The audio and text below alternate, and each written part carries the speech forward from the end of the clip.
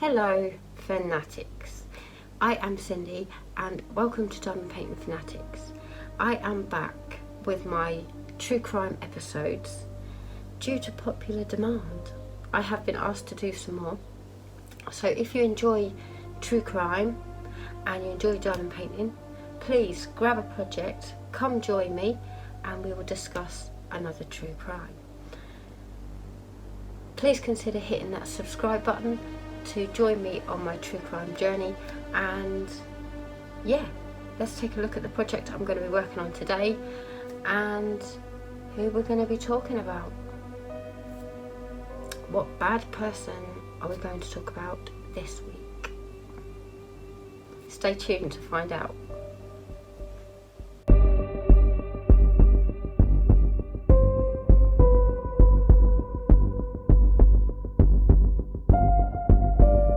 Today I am working on my pink rose from Diamond Art Studio, and it seems quite wrong to be working with such beautiful pinks talking about a true crime.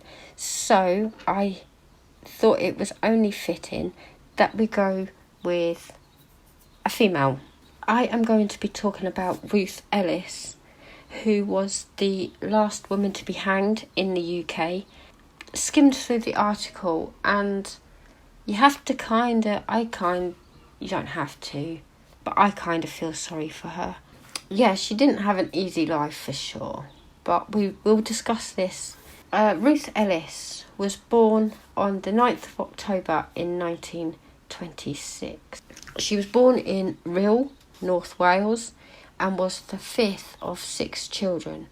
During her childhood, her family moved to Basingstoke in Hampshire. Her mother, Bertha, was a Belgian war refugee, and her father, Arthur, was from Manchester. The Register of Marriages gives Arthur Hornby as marrying Eliza, also known as Bertha, at Chawton-cum-Hardy in 1920. Arthur changed his surname to Nielsen after the birth of Ruth's older sister Muriel in 1925. I've looked and I can't find out why. Why would they suddenly change all their surnames?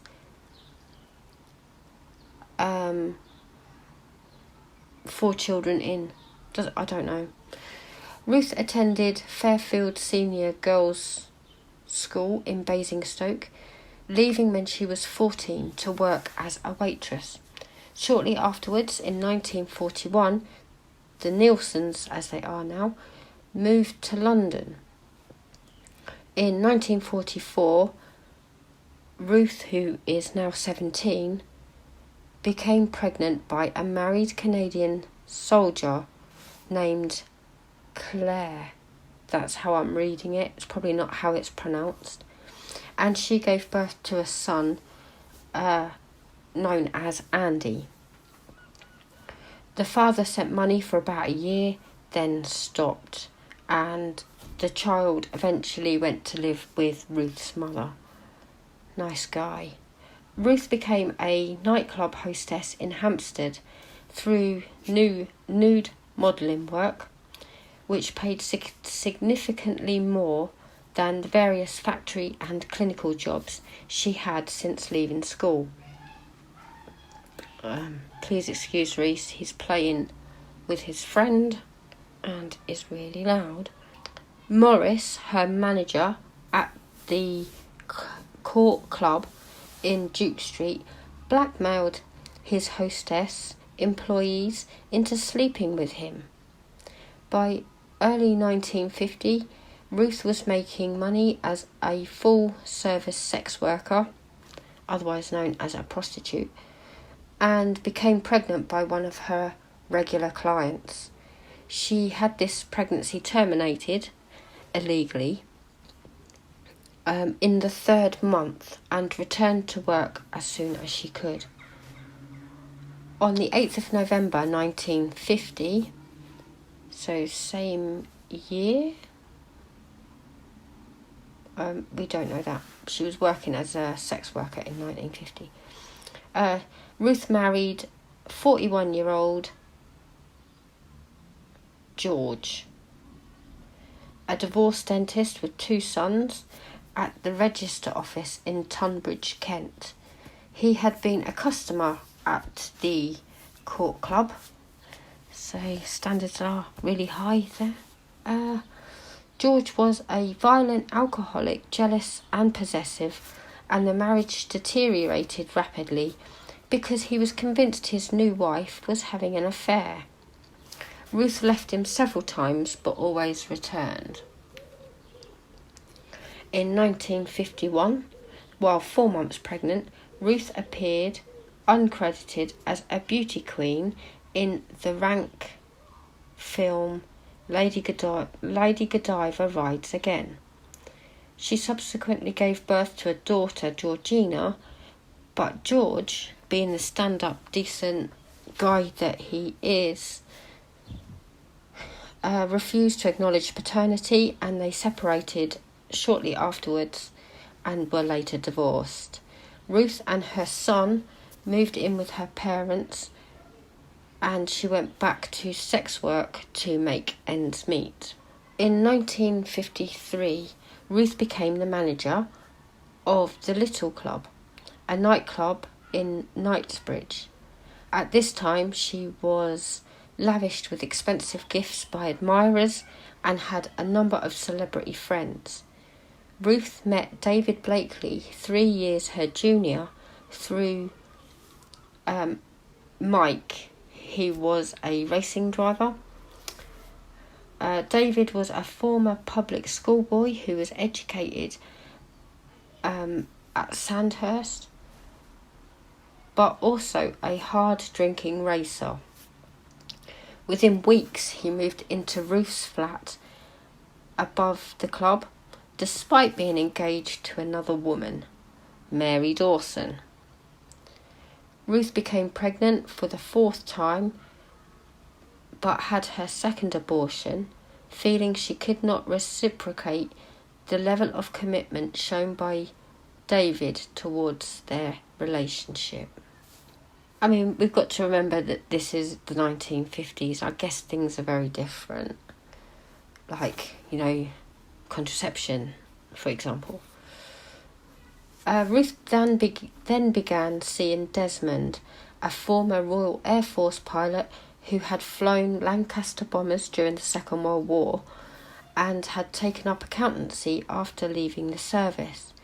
He was appointed a director of the family business, Coulson & Co., a wholesale and retail tobacconist with outlets in London and South Wales.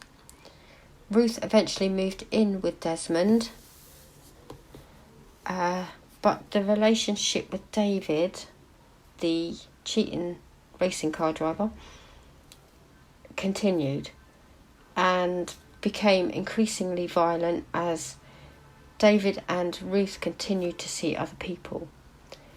David offered to marry Ruth, to which she consented, but in January 1955 she had another miscarriage after he punched her in the stomach during an argument.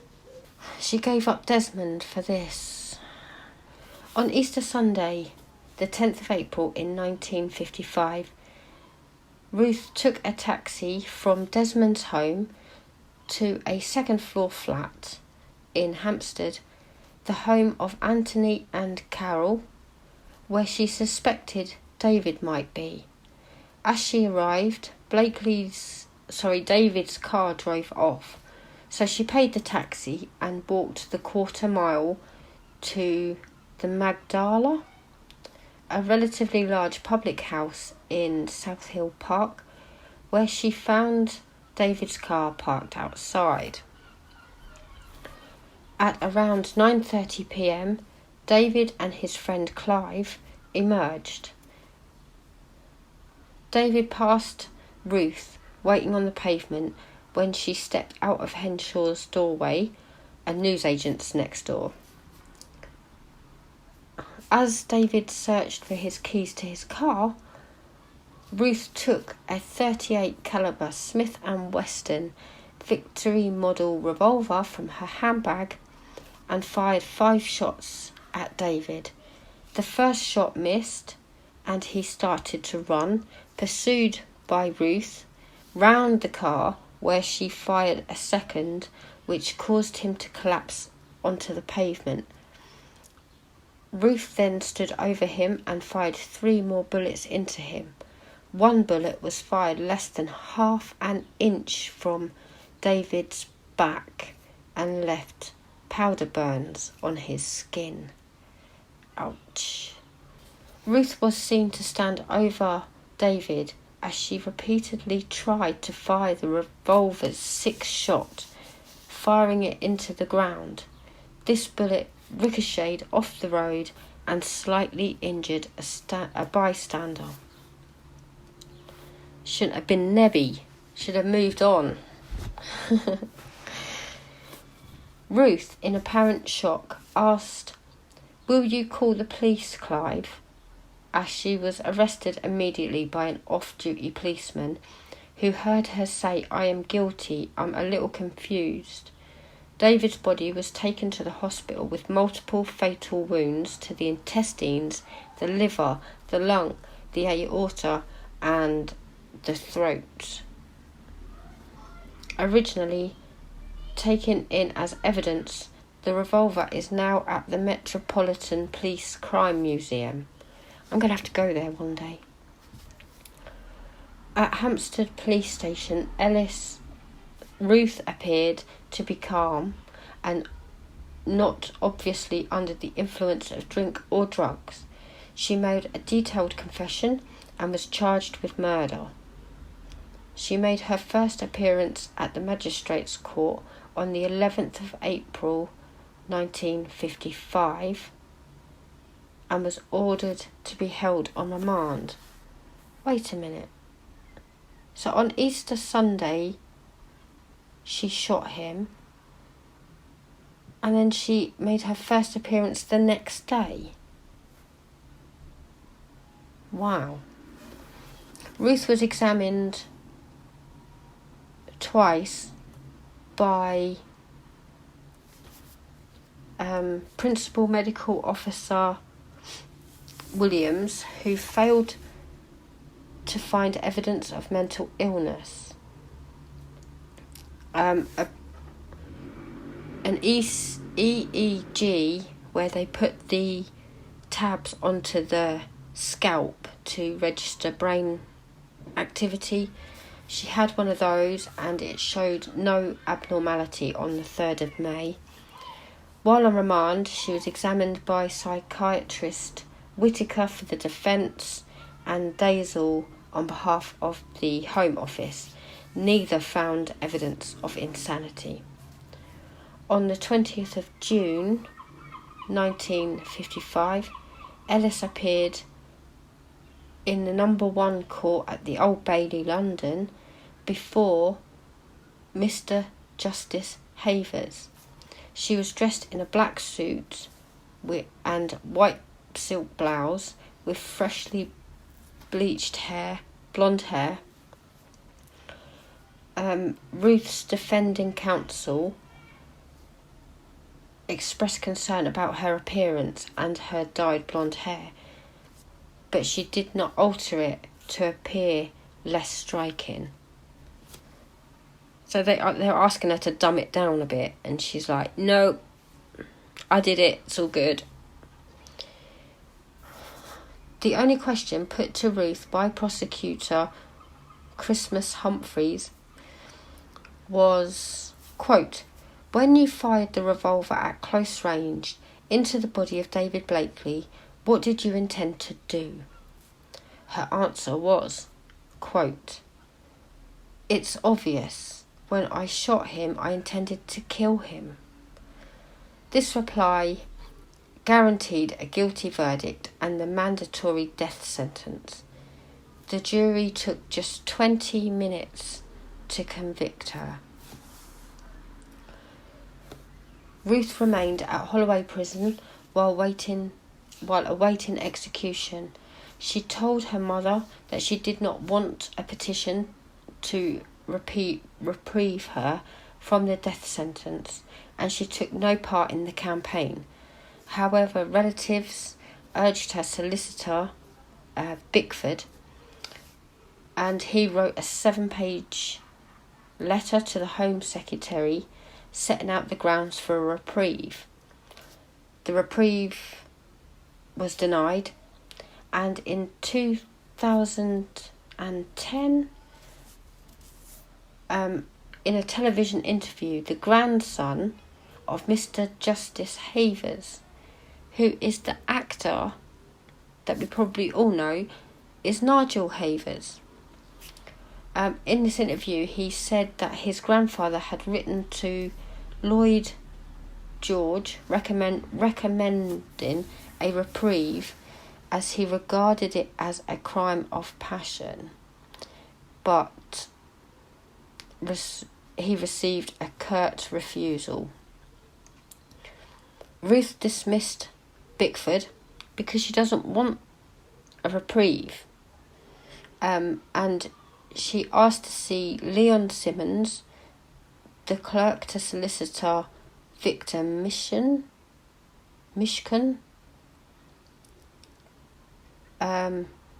whose law firm had previously represented her in her divorce. Before going to see her, Leon and Victor, the new solicitors, visited Bickford, who was dismissed, who urged them to ask Ruth where she obtained the gun. On the 12th of July 1955, the day before her execution, Victor and Leon saw Ruth, who wanted... so Ruth wanted to make her will. It wasn't about a reprieve. She wanted to make her will. They pressed Ruth for the full story. She asked them to promise not to use what she said to try and secure a reprieve. Victor refused. Ruth then said that she had been drinking with Desmond, who seems like the nice guy in all of this, for most of the weekend, and that he had given her the gun and some shooting practice. Desmond had also driven her to the murder scene, not the taxi then. Why didn't he... Seems strange that he drove her there and then just watched her kill someone. Following a 2-hour interview, Victor and Leon went to the Home Office. They summoned the Home Secretary back to London and ordered the head of the CID to check the story. They made significant inquiries and unearthed quite a lot in all of this, but it made no difference to the decision, and in fact it showed that Ruth had a greater amount of guilt, or she should have had. They're trying to reprieve her, but what they're actually doing is solidifying everything, because it showed premeditation, that she had the gun, that she was practicing. The Home Secretary person turned around and said that the injury to the bystander was decisive in his decision, saying that, quote, "We cannot have people shooting off firearms in the street." In a final letter to David Blakely's parents from her prison cell, Ruth Ellis wrote, "I have always loved your son, and I shall die still loving him." The Bishop of Stepney visited Ruth prior to her execution. Just before 9 a.m. on the 13th of July, the hangman, Albert, and his assistant entered Ruth's cell. and took her to the adjacent execution room where she was hanged. As was customary in British executions, she was buried in an unmarked grave within the walls of Holloway Prison. In the early 1970s, the remains of executed women were exhumed for reburial elsewhere. In Ruth's case, she was reburied in the churchyard of St Mary's Church in Amersham, Buckinghamshire. Her headstone was inscribed Ruth Hornby, 1926 to 1955. Her son Andy destroyed the headstone shortly before he committed suicide in 1982. That's quite sad. The Ruth Ellis case caused widespread controversy at the time, evoking exceptionally intense press and public interest to the point it was discussed by the Cabinet. Then Prime Minister Anthony Eden. He made no reference to the Ellis case in his memoirs, nor was there any mention in his papers. He accepted that the decision was the responsibility of the Home Secretary, but there were indications that he was troubled by it.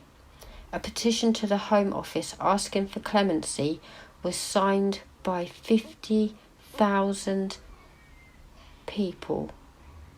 50,000 people, but it was rejected. On the day of Ruth Ellis's execution, the Daily Mirror attacked her sentence, writing, quote, "The one thing that brings stature and dignity to mankind and raises us above the beasts will have denied her pity and the hope of ultimate redemption." Another article, I don't think it exists anymore, this, reporting Ellis's execution openly questioned whether capital punishment of a female or of anyone had a place in the 20th century. The novelist Raymond Chandler, then living in Britain, wrote a scathing letter to the Evening Standard referring to what he described as the medieval savagery of the law. Though the execution was on the whole supported by the British public, it helped strengthen support for the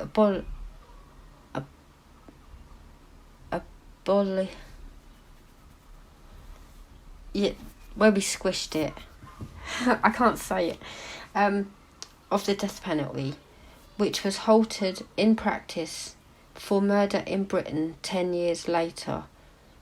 The last execution in the UK occurred in 1964, because remember, this is the last female to be hanged. Reprieve was then commonplace. According to one statistical account, between 1926 and 1954, 677 men and 60 women had been sentenced to death in England and Wales, but only 375 men and 7 women had been executed.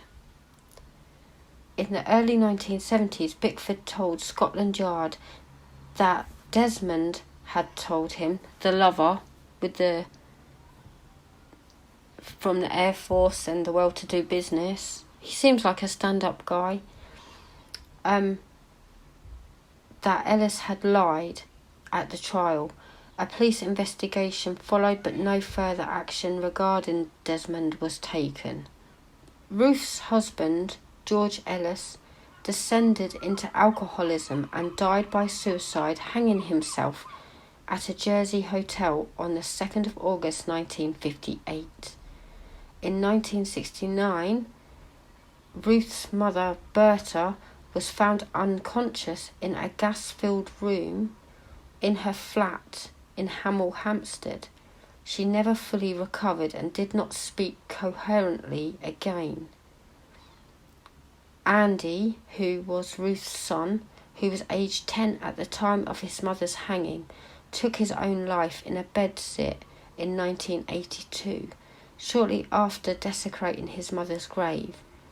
The trial judge, Cecil Havers, had sent money every year for Andy's upkeep, and Christmas Humphreys, the prosecution counsel at Ruth Ellis's trial, paid for his funeral.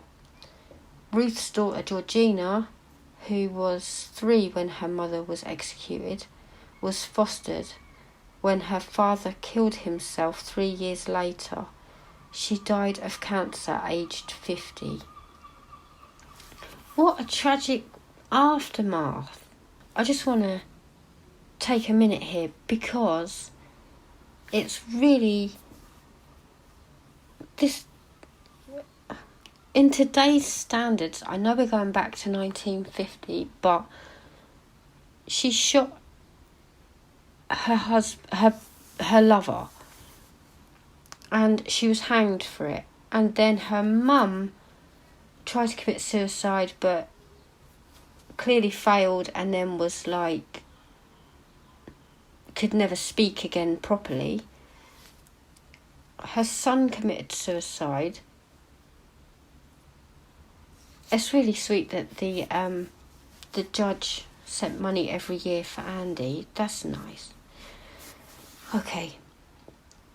The Ruth Ellis case continues to have a strong grip in the British imagination, and in 2003 was referred back to the Court of Appeal by the Criminal Case Review Commission.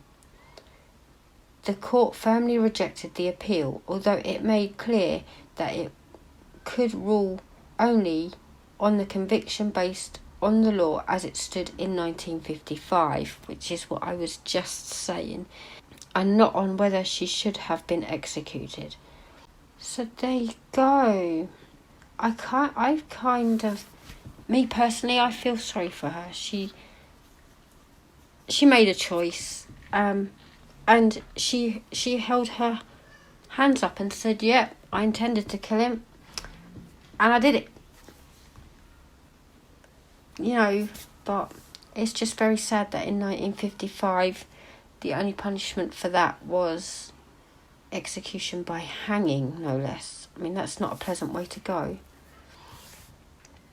Thank you so much for joining me. I really hope you've, I don't like to say enjoyed, but yeah, leave your thoughts down below. Let me know what you think. Obviously, we're going way back to the 1950s, and things have changed. And obviously, we don't have the death penalty anymore here in the UK. Thank you so much for spending some time with me. And I will be back on Thursday with another episode. Yeah, leave your thoughts or suggestions down below. And I will see you next week. Love, hugs, and sparkles to you all. Bye.